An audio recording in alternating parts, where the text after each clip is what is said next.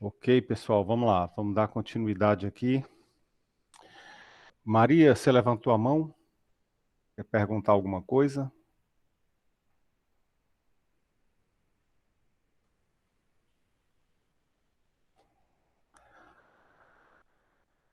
Ok. Alô, Maria?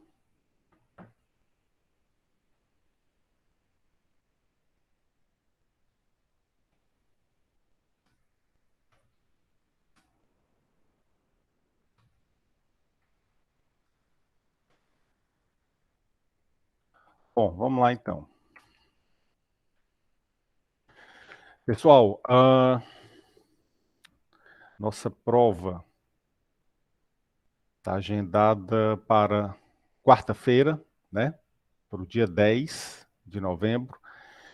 Então, hoje a gente vai tirar dúvidas aí, caso vocês tenham, e vamos continuar a matéria de tabela hashing, né? Fizemos uma breve introdução na aula passada, e aí hoje a gente vai começar a ver o primeiro tratamento de colisão.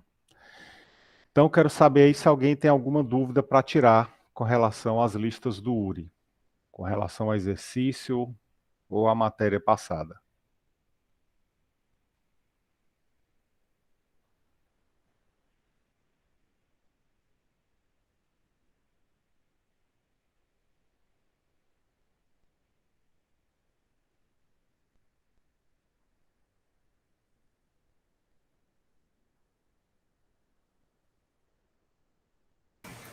Professor, na V3 vai ser prova também ou vai ser só trabalho?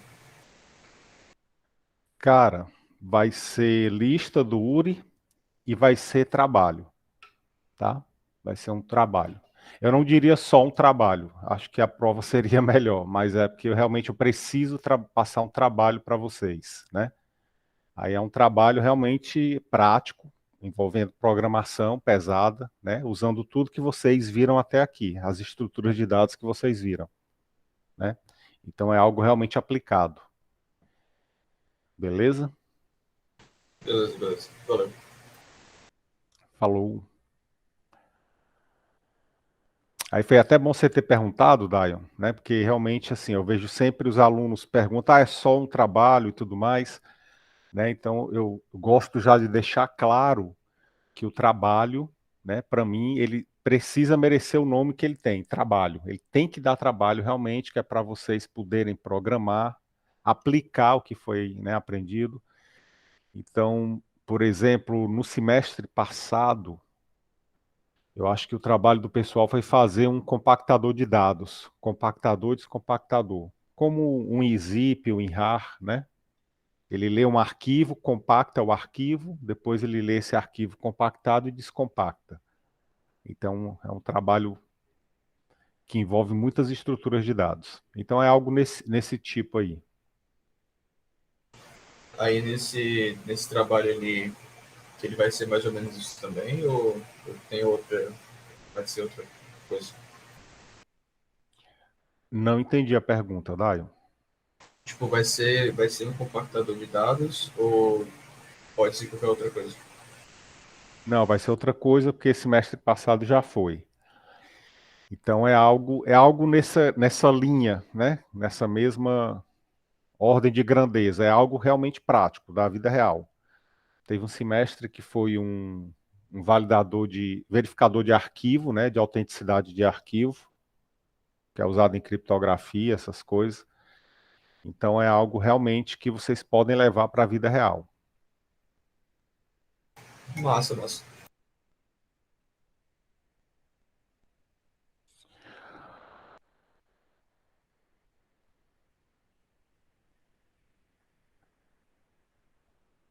Ok, então.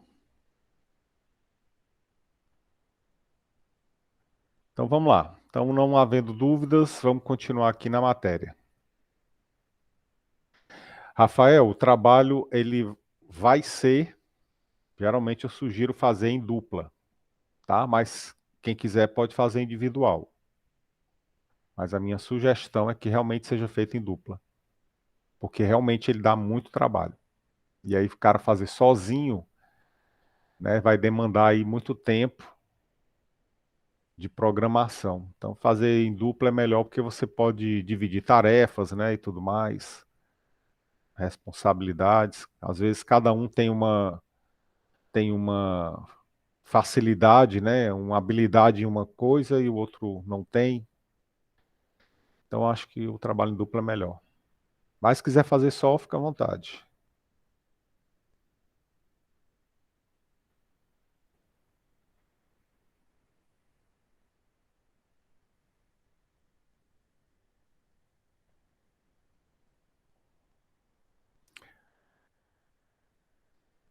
Como assim, João? Qual vai ser a nota? Quanto que ele vale?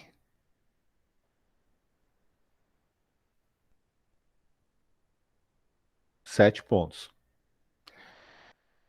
Vai ser a mesma coisa da AV1 e AV2, só que no lugar da prova é o trabalho, né? Então, 3 pontos de lista do URI e 7 pontos do trabalho. O senhor já tem previsão de quando é que a gente vai começar a fazer e tal? Cara, quando vocês vão começar a fazer, eu não sei, vai depender de vocês. Mas eu vou liberar, já na próxima semana eu já vou dizer qual vai ser o trabalho, né? Aí, obviamente, que vocês ainda não vão ter condição de fazer, porque vai envolver árvore, né? Mas aí a gente já vai começar a ver árvore na próxima semana, né? Então, quando exatamente vocês vão poder fazer, aí vai depender de como vocês vão estar na matéria, mas eu já vou liberar na próxima semana. Quem tiver adiantado, adianta, né? Quem não tiver, já pode ver o que é que precisa estudar para direcionar, para focar. Aí vai ser realmente bem, bem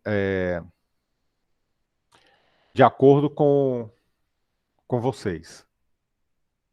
Por exemplo, tabela hash, a gente vai estar terminando aqui, né, próxima semana, está terminando tabela hash e começando árvore. O trabalho de vocês provavelmente vai envolver tabela hash. Então, vocês já vão ter aí uma parte aí das estruturas necessárias. Tipo, a ideia é que englobe tudo, mas também tem as especificidades do trabalho, né? Isso, exatamente. Exatamente, Daio. Show, show.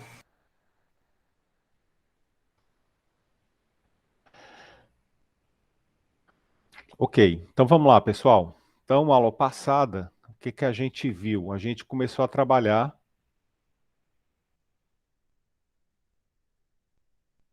A gente começou a trabalhar com tabela hashing, né? Que é uma estrutura de dados do tipo dispersa, né? Ela não é sequencial, ela não é linear.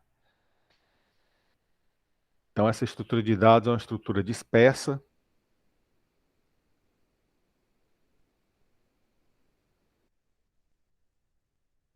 Uma tabela no vetor. Vamos só fazer aqui uma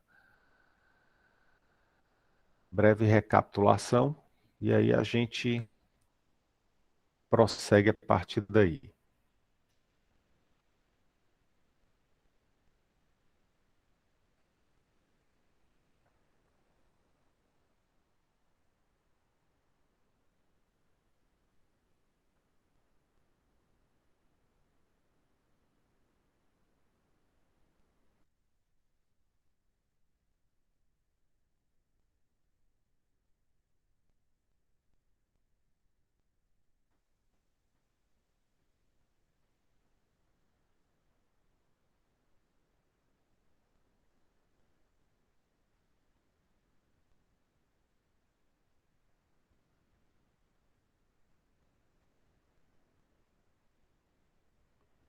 Então, a ideia da tabela hashing é o quê? Ou tabela de dispersão. É você ter, você vai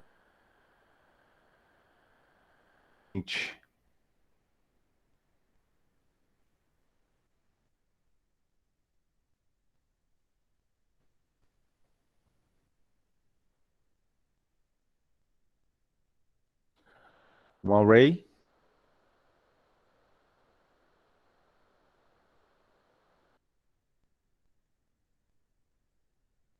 elementos em uma que vai ser calculada a partir do valor que vai ser inserido na tabela.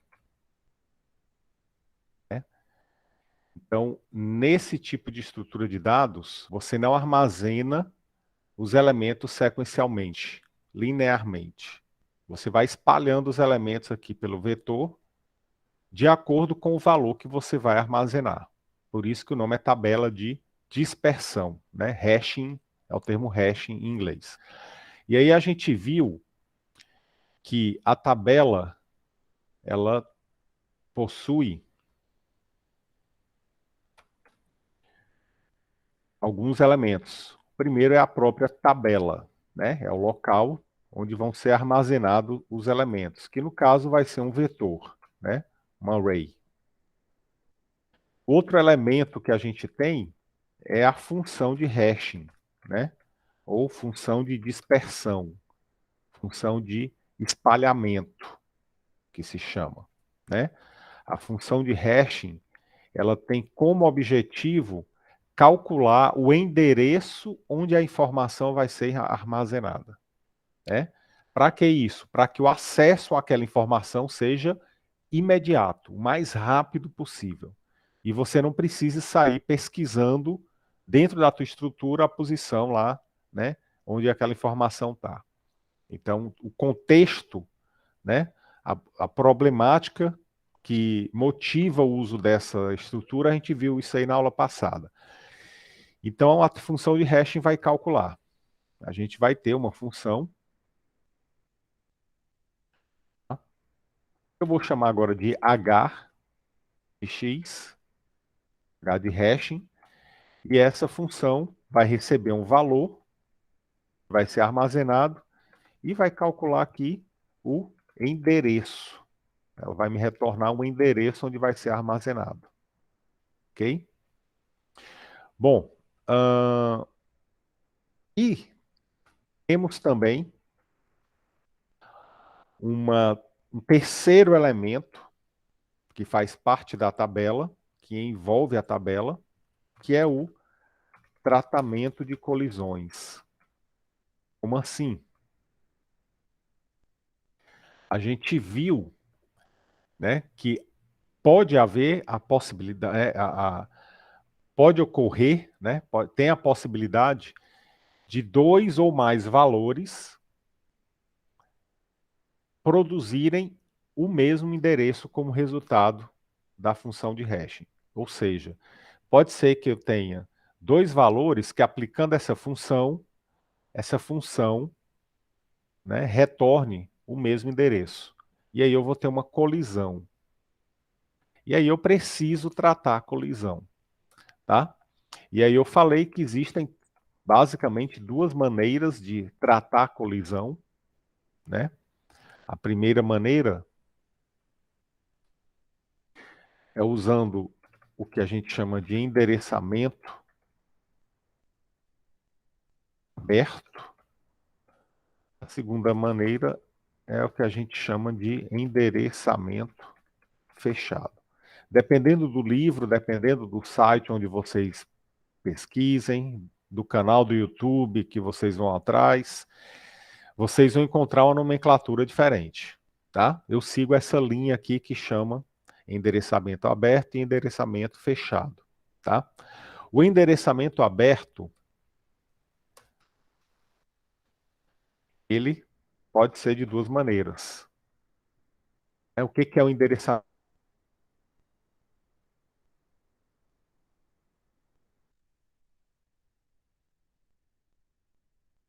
Então você vai procurar um outro endereço para colocar a tua informação. Por isso que é endereçamento aberto. Não está aberto, não está fechado o endereço que ele gerou, não é definitivo, está em aberto. Então você vai procurar outro endereço disponível. Então tem duas maneiras de você procurar. Você pode usar uma tentativa linear ou uma tentativa quadrática. É o que a gente vai começar a ver hoje. E a outra maneira é endereçamento fechado, ou seja, O endereço que foi gerado é o endereço onde eu vou botar aquele dado. Pronto, ponto final. Mas e se der colisão? Se der mais de um elemento com o mesmo endereço?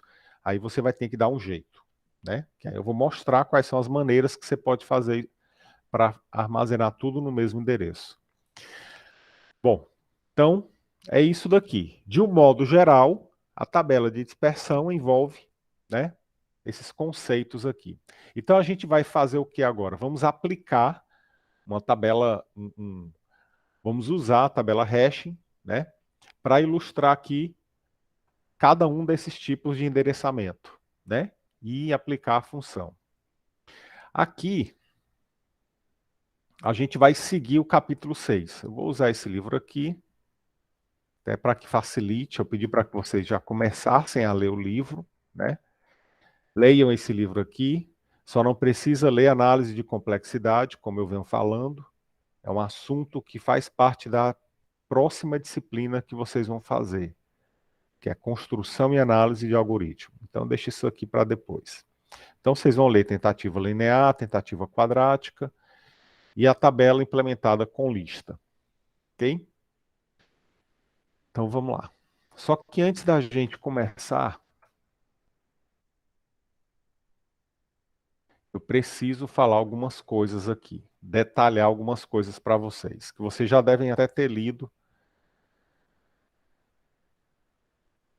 nesse final de semana que eu pedi. Primeiro ponto é o seguinte: como é essa função de hashing? Como é a cara de uma função de dispersão, né, ou função de hash? É uma função matemática, como qualquer outra função. Y igual a f de x. Aí você vai ter alguma maneira de calcular o endereço, tá? A função de hashing mais comum de ser usada é essa daqui, ó. Então é muito comum você usar essa função aqui, x módulo m, tá?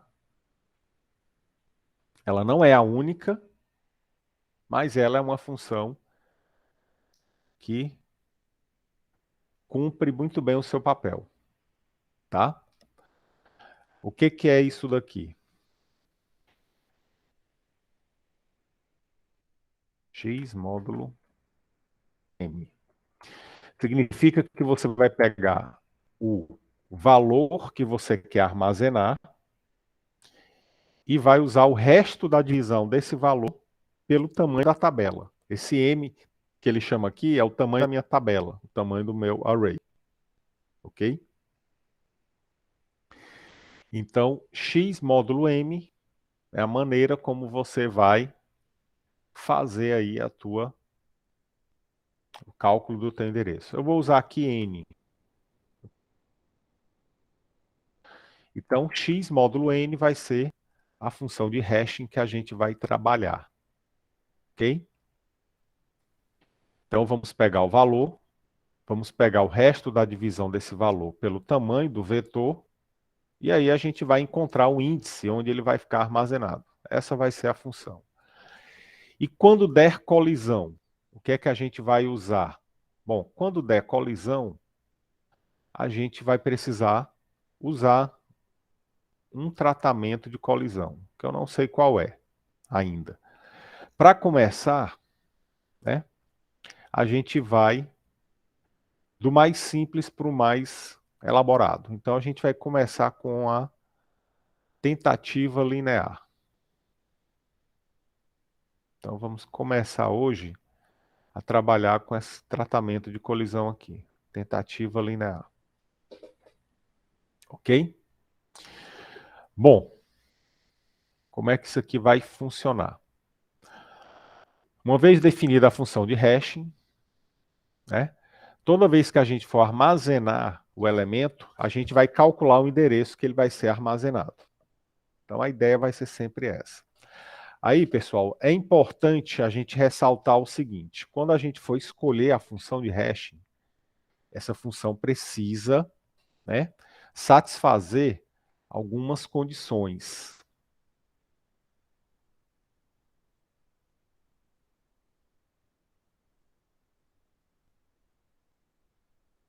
São as condições que você tem que satisfazer.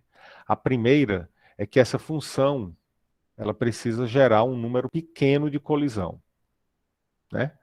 Parece óbvio, mas nem sempre isso aqui é alcançado. Então, quando você for definir a tua função de hashing, tenha em mente que ela tem que gerar um número pequeno de colisão. O ideal é que ela não gere colisão, que ela seja uma função bijetiva, né? Usando aquele termo matemático. Elementos distintos, imagens distintas.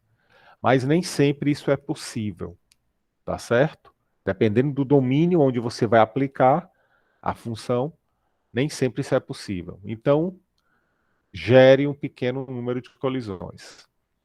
A segunda condição é que ela deve ser facilmente computável.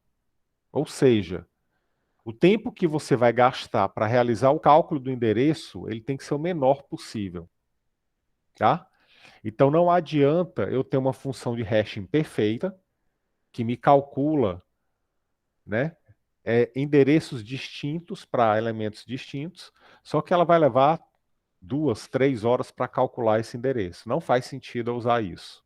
Eu prefiro ter uma função que gere poucas colisões, mas ela seja rápida de calcular. E que, de preferência, ela faça pouco acesso à memória ou ao disco, né? A terceira condição é que ela tem que ser uniforme. Como assim uniforme?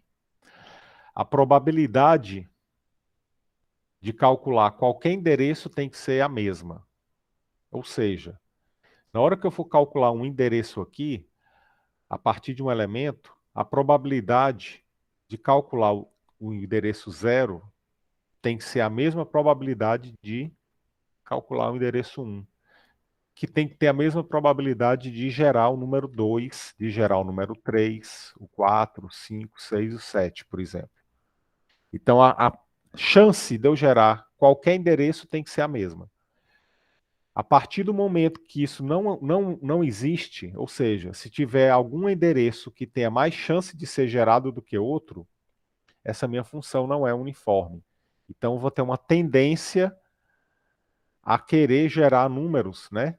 A querer colocar números em um só endereço, ou em um grupo de endereço. E aí eu vou começar a ter muita colisão, tá? Então, a função de hashing, ela precisa satisfazer essas três condições aqui, ok? Ela tem que gerar um número pequeno de colisões, facilmente computável e tem que ser uniforme. Até aqui, tranquilo, pessoal? Dúvidas?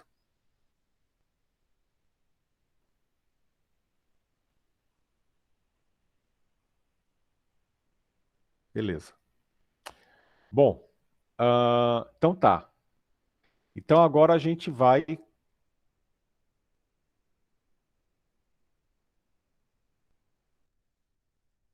exemplo aqui do livro. Vou começar com a tentativa linear, tá? O que é isso? A tentativa linear significa que quando der colisão no endereço, você vai tentar gerar o endereço seguinte. E se o endereço seguinte estiver ocupado, gera o endereço seguinte. E você começa a gerar linearmente, sequencialmente os endereços até você achar um que esteja disponível, tá? Então essa é a tentativa linear. Nesse caso, quando você trabalha com uma tentativa linear, o que que vai acontecer? Você vai precisar de uma nova função de hashing que te ajude a gerar os novos endereços. Ok? E como é essa função de hashing, essa nova função de hashing? Bom, você pode usar uma função alternativa, vou chamar aqui de h', só para manter aqui o padrão do livro.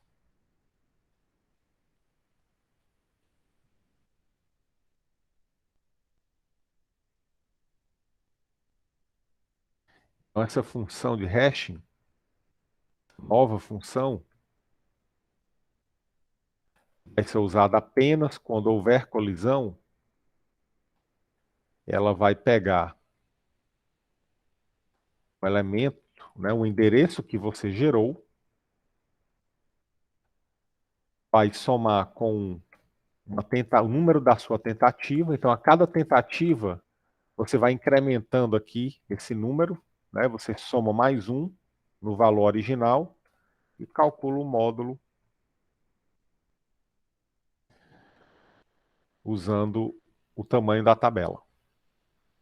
Ok? Então, a tentativa linear vai usar essa função de hashing aqui. Então, como é que isso vai funcionar?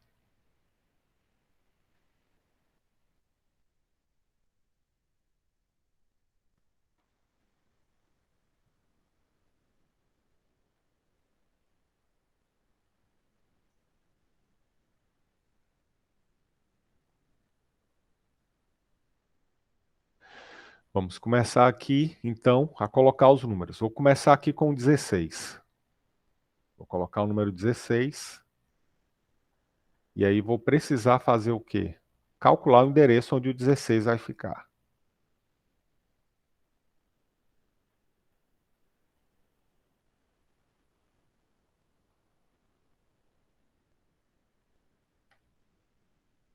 Então, vou calcular H do 16. Vai ser 16 módulo 8. Porque minha tabela, meu array aqui no caso, vai ter 8 posições. O resto da divisão de 16 por 8 dá 0. Então, 16 vai ficar aqui. Beleza. Vamos para o próximo. Vou colocar o número 23. 23, se eu aplicar aqui a função de hash,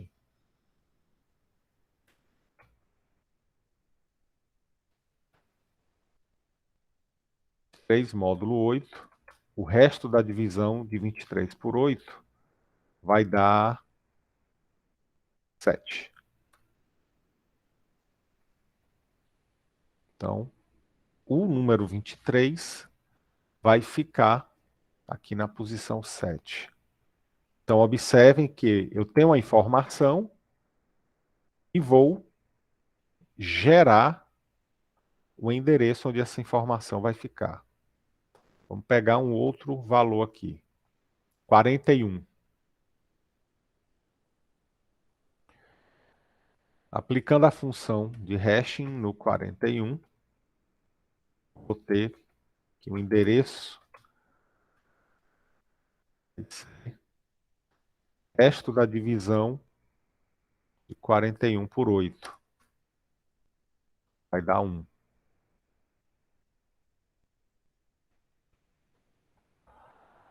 Então, o 41 vai ficar na posição 1.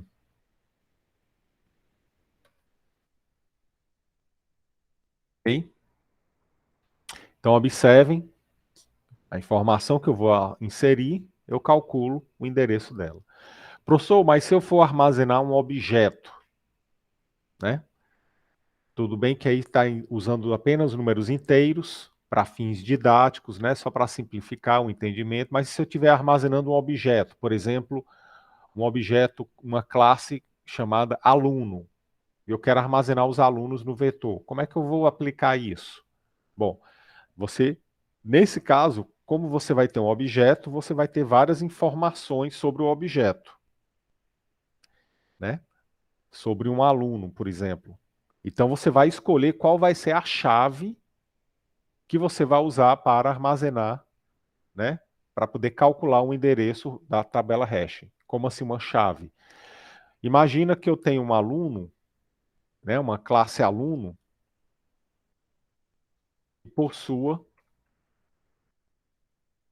por exemplo, algumas informações, como nome, ter aqui CPF,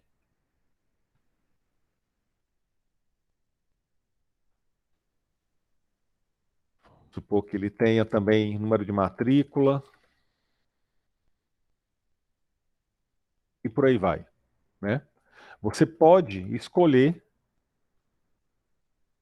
algum atributo dessa classe ou um conjunto de atributos para usar no cálculo desse endereço. Por exemplo, se você usar o CPF, você pode fazer uma operação matemática a partir do número do CPF. E aí você consegue gerar o endereço a partir do número do CPF. Ou então o número de matrícula, né? Ou então você pode até usar o próprio nome. Se você estiver só usando string dentro da tua informação, quero armazenar apenas string dentro da tabela hash. O que é que você pode fazer? Né? Vocês sabem que uma string é um conjunto de caracteres, é uma array de caracteres, e que cada caractere possui um código na tabela ASCII. Então você pode usar o código das letras do nome lá na tabela ASCII para fazer um cálculo com eles. Né? Então, tudo pode ser usado para o cálculo do endereço na tabela hash. Tanto número quanto letra, né? Tudo pode ser usado. Então você é quem vai definir o que vai usar como chave para calcular o endereço, tá bom? Bom, vamos continuar aqui. Botamos o 41, vamos colocar agora o 25.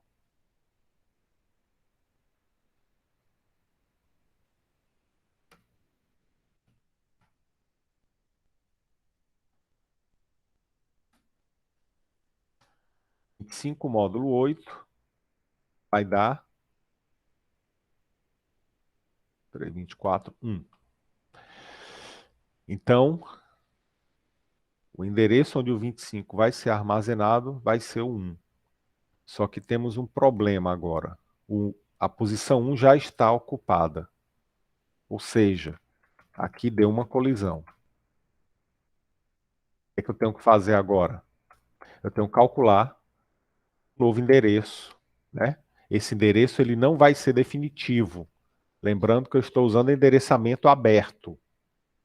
Ou seja, o endereço não é definitivo ainda.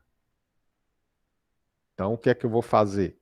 Vou aplicar essa função de hashing alternativa aqui para poder me gerar um novo endereço. Então, vou usar aqui essa função h' de 25 vai ser igual a h de 25 mais, e aqui eu vou gerar, né? Estou na minha primeira tentativa aqui, tentativa número 1, módulo 8.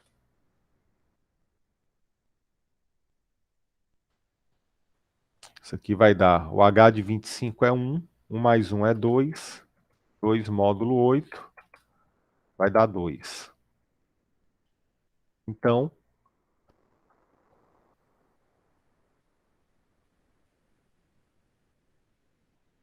o 25 vai ficar armazenado na posição 2. Ok? Vamos armazenar outro valor. Vamos botar mais um valor aqui dentro da tabela.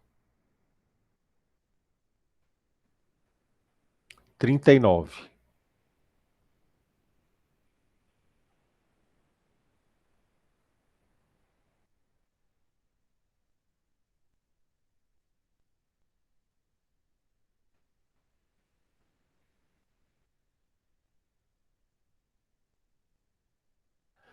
Trinta e nove, aplicando aqui a tabela, a função de hashing,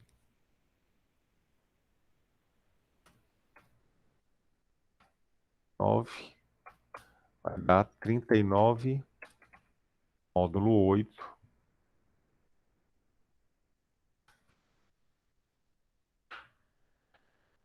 e vai dar 32, 7. Ou seja, o endereço 7 já está ocupado pelo 23. Temos aqui uma colisão.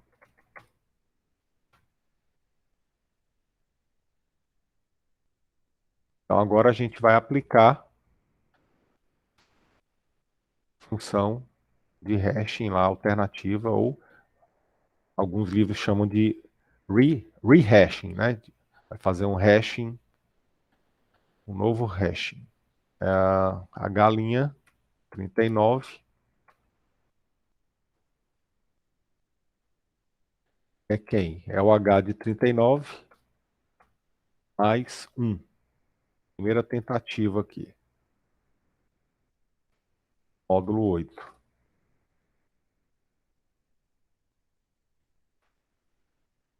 Isso vai dar. O H de 39 deu 7. 7 mais 1, 8. 8 módulo 8, que dá 0. Então, observem que ele foi gerar o próximo número disponível, né? Quer dizer, ele foi gerar o próximo endereço da minha tabela. Ele colidiu no 7. Nesse primeiro exemplo do 25, ele colidiu no 1, e aí ele gerou de novo, gerou 2, que é o endereço seguinte.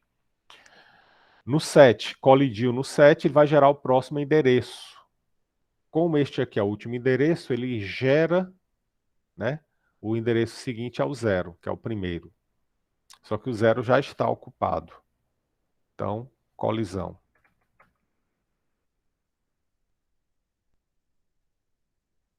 Agora, vou ter que ir atrás de outro endereço. Aplico de novo essa função aqui de hashing, alternativa aqui, né, o rehashing.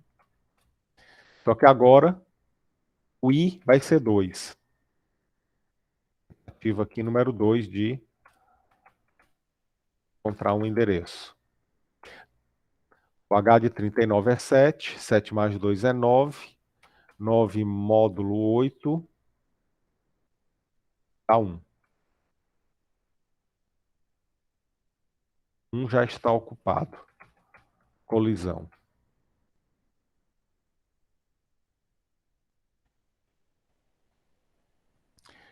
Então, preciso gerar um novo endereço.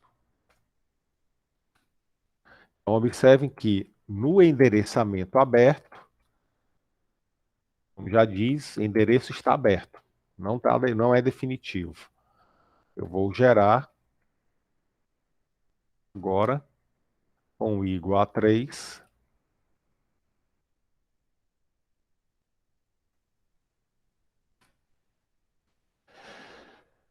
H de 39 foi 7, mais 3, 10, módulo 8, 2.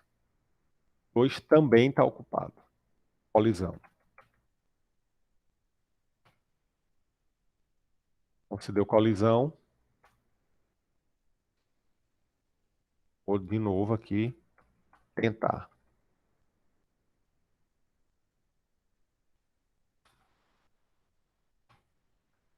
Agora, H de 39 mais 4. Na minha quarta tentativa aqui. Módulo 8. 39 dá 7 mais 4, 11. Módulo 8. 6. 6 está vazio. Está disponível. Então, o 39 vai ficar aqui. Ok? Então, observem que quando há uma colisão, ele vai ficar gerando um outro endereço. Então, por isso, né, isso é um forte motivo para que a minha função seja facilmente computável. Imagina se der uma colisão e a minha função demora para gerar um novo endereço, né? Então, já não vai mais valer a pena você usar uma estrutura de dados assim, onde esse cálculo do hashing seja demorado. Então, por isso que ela tem que ser imediato, rápido, uma função que seja extremamente rápida de ser calculada. Bom, 39, se tem mais algum outro, tem não. Aí depois aqui é só remoção. A remoção como é que seria? É um processo semelhante. Eu quero remover o 16. Então, eu vou gerar o endereço do onde o 16 deveria estar armazenado. Então, o endereço é o 0. Então, a gente vai aqui e joga nulo naquela posição. Pronto, apenas isso. 23, vou calcular o endereço do 23, é o 7. Está aqui o 23 na posição 7. Então, joga nulo lá. 41, calcula o hashing da posição 1. Quem está aqui é o 41? É. Então, joga nulo lá. O 25, calcula o hashing, deu 1. É o 25 que está lá na posição 1? É não. Opa, então teve uma colisão. O que é que eu vou ter que fazer? Bom, se o 25 estiver no meu vetor, na minha tabela, então ele deve estar em algum outro endereço. Então eu vou calcular, vou aplicar aqui o hashing de novo, né, esse outro hashing, para gerar o endereço aqui, o próximo endereço onde ele poderia estar, que é o número 2. Aí eu vou lá no 2 e vejo se o 25 está lá. Tá, o 25 está lá sim. Então jogo nulo lá, remover o 25. Vai fazer a mesma coisa. 39. 39, o hashing deu 7. É o 39 que está no 7? Não é. Então eu vou calcular o outro endereço. 0. É o 39 que está no 0? Não. Calcula o próximo endereço. 1. É o 39 que está aqui no 1? Não. Calcula outro endereço. 2. É o 39 que está no 2? Não. Calcula outro endereço. 3. É o 39 que está no 3? É. Então joga nulo nesta posição aqui. Né? Tá, joga nulo. Tá? Professor, e se o elemento não estiver dentro do vetor? Aí, como é que eu vou saber que eu tenho que parar? Bom, você vai saber que o elemento não está no vetor quando você estiver calculando esse H' aqui e ele gerar o valor inicial, o H de x. Como assim? Se o 39 não estivesse na posição 3, eu ia gerar um próximo endereço, ia ver se ele está no 4. Se não tivesse no 4, gerava outro endereço, ia ver se ele estava aqui no próximo, 5. Se não tivesse no 5, gerava outro endereço, ia verificar se ele está no 6. Se não tivesse no 6, ia gerar um próximo endereço, só que aí na hora que eu gerar um próximo endereço, eu já estou gerando o primeiro endereço onde eu comecei a fazer a minha pesquisa, ó, que foi esse endereço inicial. Então significa que eu já estou dando aqui uma segunda volta. Eu já percorri toda a minha tabela atrás do elemento e não achei. Então, quando o H' de x foi igual a H de x, é porque ele já rodou o vetor inteiro e não achou. E aí você pode dizer que aquele elemento não existe dentro da tabela hash. Ok? Então, esse daqui é o processo para você fazer esse cálculo. Tá? Que mais? Isso, basicamente isso aqui. Dúvidas aqui, pessoal? Até aqui tranquilo?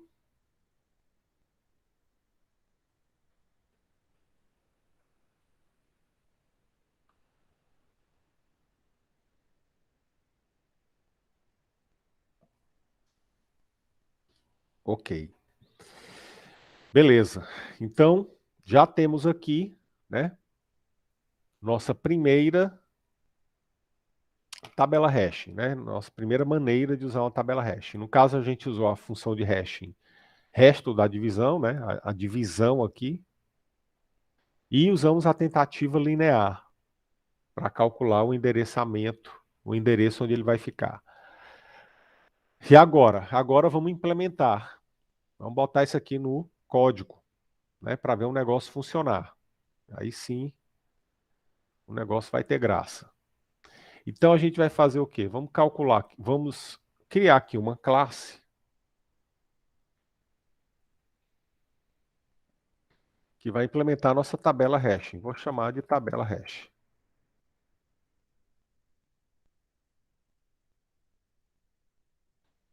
Então a nossa tabela, nossa estrutura aqui, primeiro componente é o próprio vetor, o array. Então vou criar aqui um...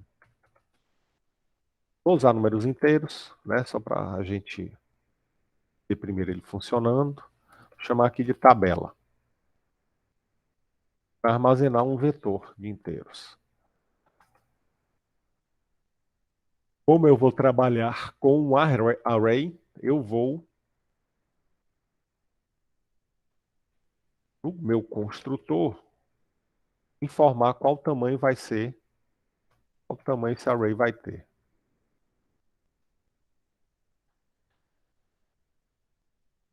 Eu vou inicializar ele aqui com o valor que eu disser, o valor do n.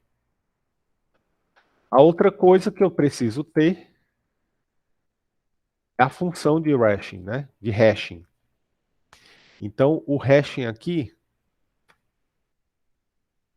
posso criar a minha função, chamar aqui de hashing mesmo.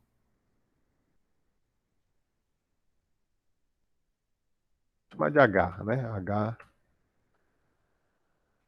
vai receber um número X aqui.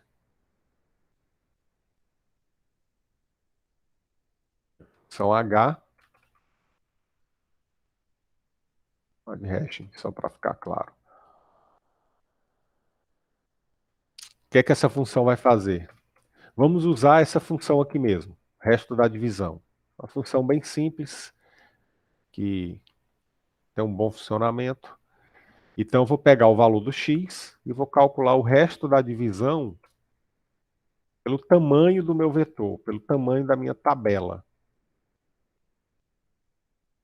Então, é uma função de hashing bem simples.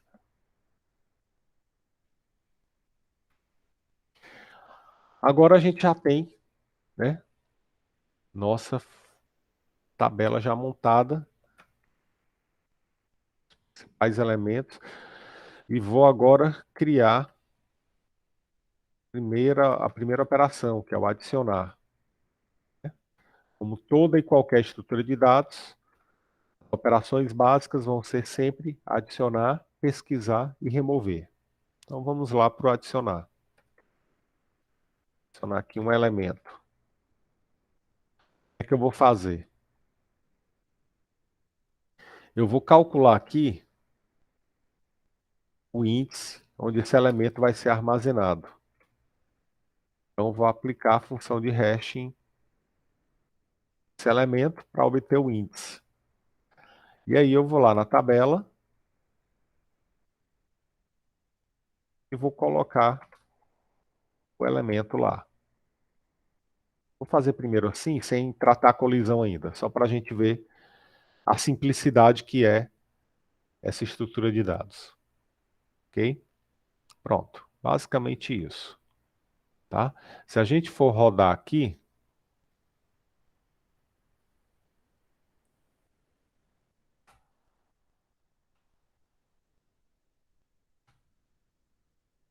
de tabela.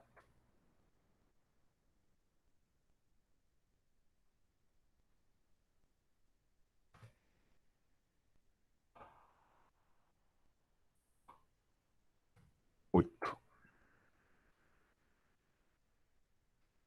Hash.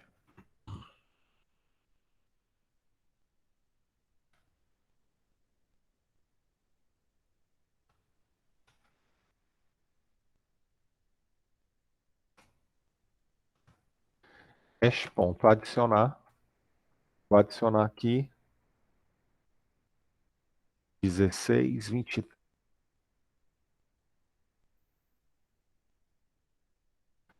16,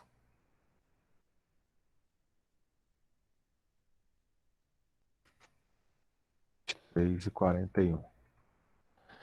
Vou criar aqui um método para exibir, né? Importante.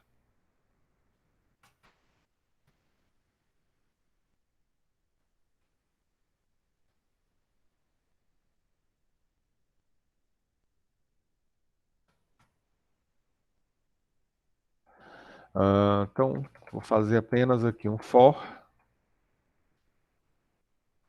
Exibir aqui os elementos da minha tabela.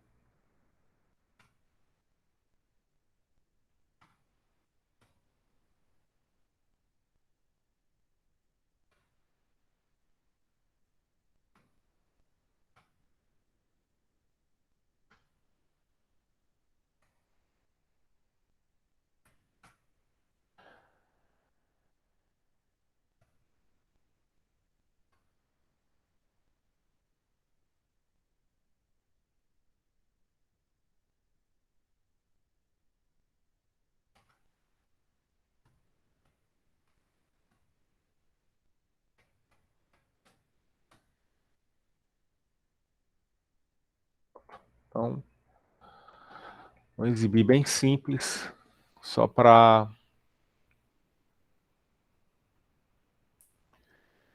cumprir o objetivo. Então vamos rodar aqui.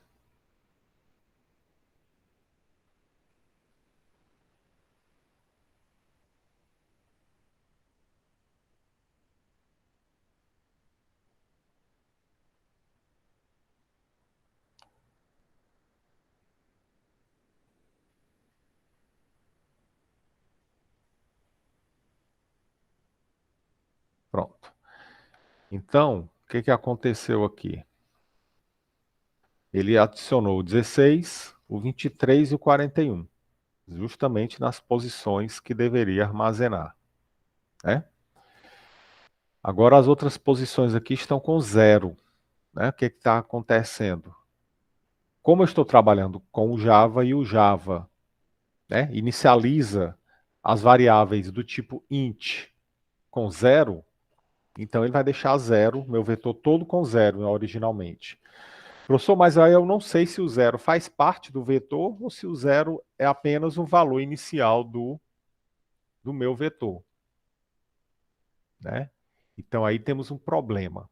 Na hora que eu for precisar remover ou pesquisar, como é que eu vou saber se o elemento realmente estava dentro do vetor ou não? Então eu preciso que o meu vetor seja inicializado com nulo, para que eu possa ter essa certeza. Nesse caso, então, pessoal, você vai precisar trabalhar só a gente não usar o int, né? Vocês devem ter visto isso lá em PO. Vamos usar o integer,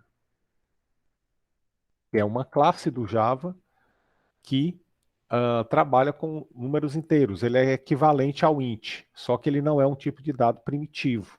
Ele é uma classe. E aí, se ele é uma classe, eu posso armazenar nulo dentro lá da variável desse tipo.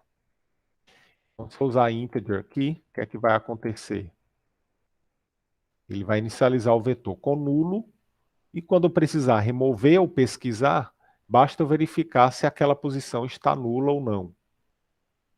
Pronto. Aí agora sim, usando o integer,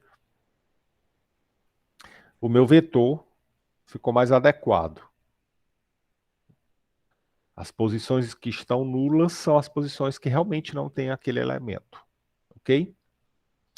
Beleza. Agora vamos adicionar outros elementos. O 25 e o 39.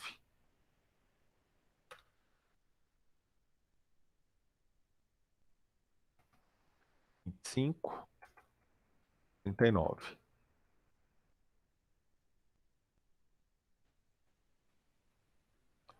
Bom, na hora que eu armazenar, adicionar o 25 e o 39, o que é que vai acontecer? Vai haver a colisão com o endereço 1 e o endereço 7. E aí ele vai acabar sobrescrevendo o 41, né? O 41 vai ser substituído pelo 25 e o 23 vai ser substituído pelo 39. Então agora chegou a hora de tratar a colisão, né? Como é que eu vou tratar essa colisão? Vou aplicar aquilo lá que a gente aprendeu. Vou aplicar isso daqui, ó, esse H' de X, né? Então existem várias maneiras de você implementar isso daqui, né? Vocês vão encontrar livros ou sites ou canais que nem criam, chega nem a criar uma função explícita com esse nome hashing aqui, né? Então é comum vocês encontrarem dessa maneira, ó. O próprio livro aqui que a gente está usando, né? Ele implementa dessa maneira aqui. Ele não cria uma função específica para isso, né? Você pode inclusive fazer isso aqui, ó.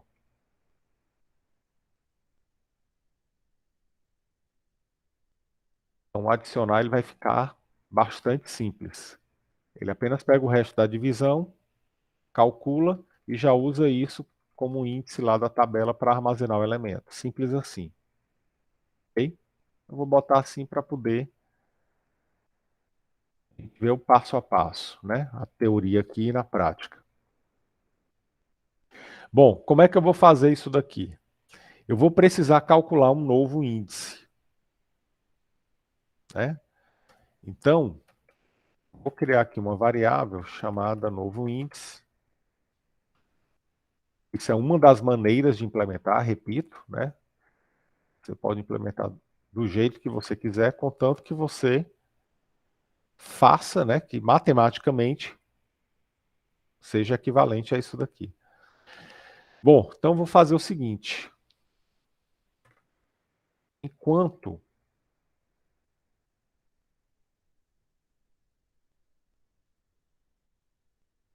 a posição da tabela, esse novo índice, for diferente de nulo,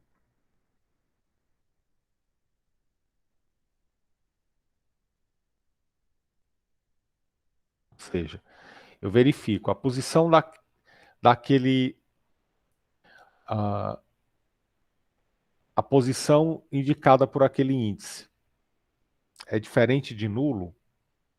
Se for, é porque está ocupado. Se estiver ocupado, eu vou fazer o quê? Eu vou calcular um novo índice. Vou fazer o quê? Eu vou pegar o índice original que eu criei, que é o h de x, né? Pego o índice original, h de x, vou somar com um determinado número i e vou fazer o módulo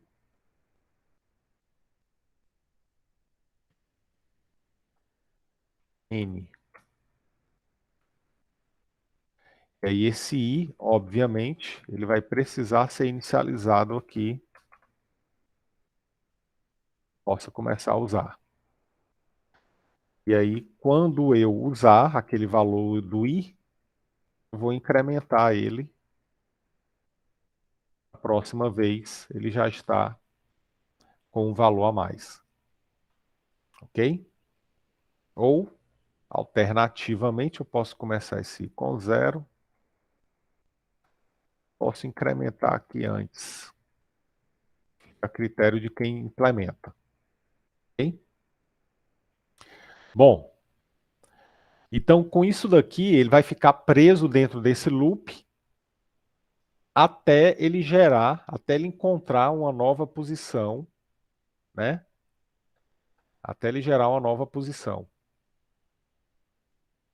E aí, quando ele encontrar uma posição vazia, ele vai sair daqui desse loop, e aí eu coloco o elemento dentro desse novo índice gerado. Pronto. Tá? Professor, mas e se a tabela estiver cheia? Bom, se a tabela estiver cheia, o que é que você vai fazer? Você vai precisar dar, né, disparar um erro, um exception, aí você faz como você achar melhor, né? Então você pode ter um contador, se quiser colocar um contador como atributo aqui, toda vez que eu adicionar, eu incremento o contador para saber se aquele contador, né, se a minha tabela já está cheia. E aí, se a tabela estiver cheia, eu já disparo uma exceção. Eu não preciso nem entrar aqui, ficar nesse loop aqui, tá? Então seria uma maneira. A outra maneira, se eu não quiser usar contador, seria nesse loop aqui eu acrescentar uma condição.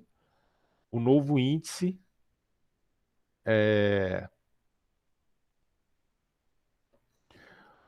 quando o meu novo índice voltar, né? Quando esse i aqui, na verdade, quando esse i for igual a n, significa que o meu novo índice vai ser igual ao índice original. Ou seja, ele fez isso daqui n vezes, né? Ó. Eu gerei, por exemplo, 7, foi a primeira tentativa. O i vai ser 1. Aí eu vou aqui, i2, 3, 4, 5, 6, 7, 8. Quando o meu i for igual a 8, significa que eu já esgotei todas as possibilidades. Então você pode acrescentar aqui enquanto o I foi diferente do N, tá? Para que ele não caia no loop infinito, ok? Mas aí eu vou deixar isso aí para vocês implementarem, claro. Tarefa de casa, tá? Pronto. Agora, pessoal, vocês já conseguem rodar isso aqui com o tratamento de colisão. Então, o que é que aconteceu? Deu colisão no 25, ele gerou o próximo endereço e colocou o 25 na posição 2. Quando ele foi botar o 39, colidiu com o 23, ele gerou um, colidiu com o 16, com o 25, 41, 25 e colocou o 39 aqui. Então agora a tabela hash, né, já está funcionando, está armazenando os elementos lá na posição correspondente, ok?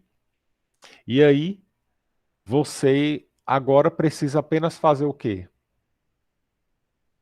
Nesse adicionar, verificar se a tabela não está cheia, aí você usa a estratégia que você achar melhor, tá? Se a tabela estiver cheia, você não simplesmente dá um erro aí, para, não faz mais nada, né? E aí você precisa colocar o remover e o pesquisar. Pronto. E aí a tua tabela hashing vai estar implementada, né? Vai estar completa. Beleza? Então daqui para frente vocês vão continuar essa implementação. Bom, dúvidas, pessoal? Tranquilo? Então, tabela hashing, ela é mais simples do que a gente imagina, tá? É um assunto bem tranquilo. Obviamente que vocês vão precisar implementar para que vocês possam realmente se apropriar aí do conteúdo, né? Para vocês dominarem aí, desenvolverem essa habilidade aí com a tabela hash. Ok? Bom, dúvidas, perguntas?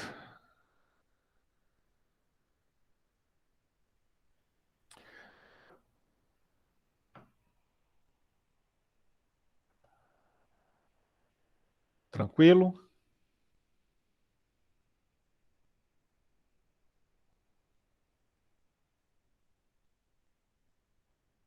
Beleza. Pessoal, bom, então é isso. Então, vou finalizar isso aqui. Na próxima aula, né, na quarta-feira, vai ser a nossa prova. Então, lembrando, a prova vai ser no URI, vão ser 2 ou 3 questões, tá? Vai começar às 7h30 em ponto. Então, eu vou estar aqui no Meet já com 5, 10 minutos de antecedência, já para ir aceitando vocês na sala, dar as orientações iniciais. E aí, 7h30 em ponto, eu abro o URI para a prova, tá? E aí vai ser no mesmo esquema. Eu vou estar disponível durante o horário da aula para tirar dúvida. Depois da aula, eu não estou disponível para tirar dúvida, mas você pode continuar fazendo as submissões até o final do dia. E pode submeter quantas vezes quiser. Ok? E aí, na próxima semana, a gente finaliza esse assunto aqui, tabela de dispersão, e começa já, se der tempo, a ver árvores. Ok? Bom, então, finalizando aqui, um grande abraço a todos, fiquem com Deus, boa semana, até quarta-feira. Tchau, tchau. Valeu, professor. Até mais. Valeu, Daio.